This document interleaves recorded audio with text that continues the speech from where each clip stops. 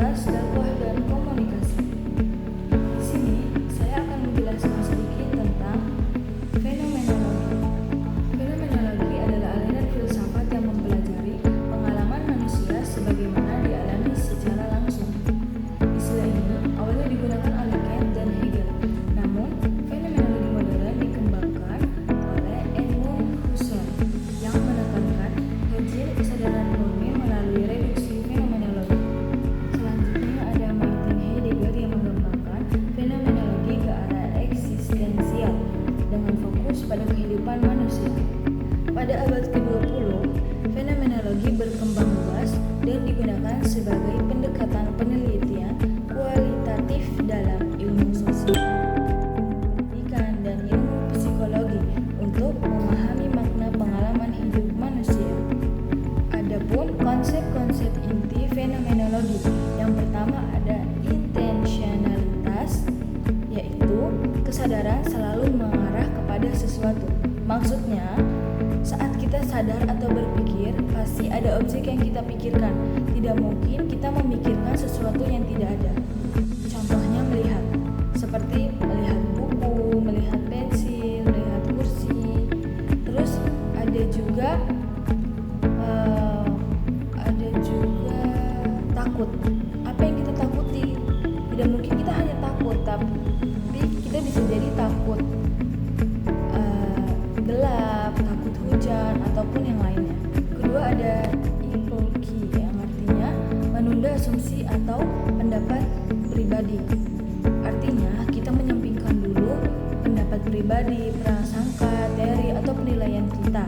Tujuannya supaya kita mengetahui pengalamannya apa adanya, bukan menurut pemikiran kita sendiri. Contohnya, saat kita melihat ada seseorang yang sedih, kita tidak boleh langsung menyimpulkan bahwa dia sedih, kenapa sih harus nangis, lebay banget.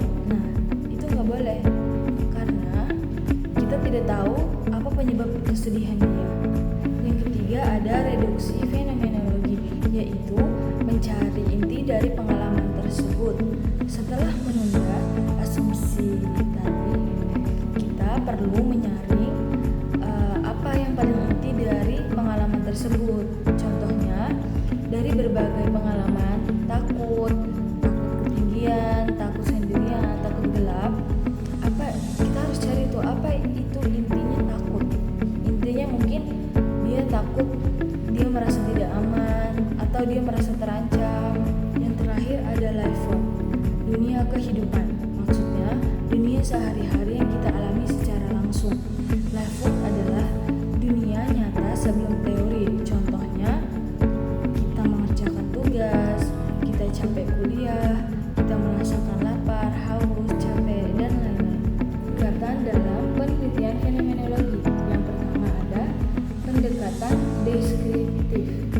Artinya, pendekatan ini bertujuan untuk menggambarkan pengalaman sebagaimana apa adanya, tanpa menafsirkannya terlalu jauh. Ciri utama, fokus pada pengalaman murni, peneliti harus netral, dan menggunakan metode menunda pendapat pribadi. Yang kedua ada pendekatan interaktif. Pendekatan ini tidak hanya menggambarkan tetapi juga menafsirkan pengalaman. Ciri utamanya, peneliti ikut menafsirkan, mengaitkan pengalaman konteks hidup, serta tidak sepenuhnya netral. Yang kedua ada identifikasi tema makna. Penelitian membaca data lalu menemukan tema-tema penting yang ada di dalam pengalaman tersebut. Bisa berupa perasaan, pikiran, atau sesuatu yang sering muncul dalam cerita tersebut. Contoh tema seperti rasa takut, tanggung jawab, kebingungan, atau harapan. Tahapan-tahapan penelitian fenomenologi. Yang pertama ada wawancara mendalam atau observasi. Ini adalah tahap awal untuk mengumpulkan pengalaman langsung dari objek yang akan diteliti. Dilakukan dengan wawancara terbuka dan observasi perilaku. Tujuannya untuk mendapatkan cerita dan pengalaman asli tanpa adanya hal-hal yang dilebihkan atau dikurangkan.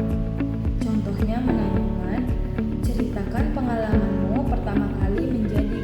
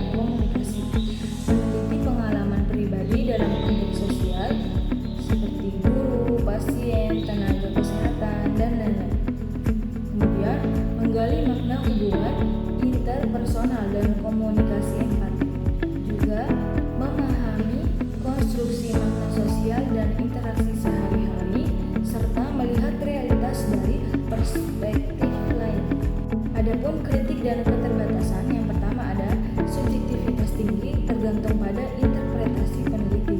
Yang kedua ada keterbatasan generalisasi hasil yang berlaku dalam konteks-konteks tertentu. Yang ketiga ada kompleks. Yang ketiga butuh refleksi dan ketelitian tinggi. Jadi kesimpulannya adalah fenomenologi adalah pendekatan filsafat dan penelitian kualitatif yang bertujuan untuk memahami pengalaman manusia sebagaimana dialami secara langsung.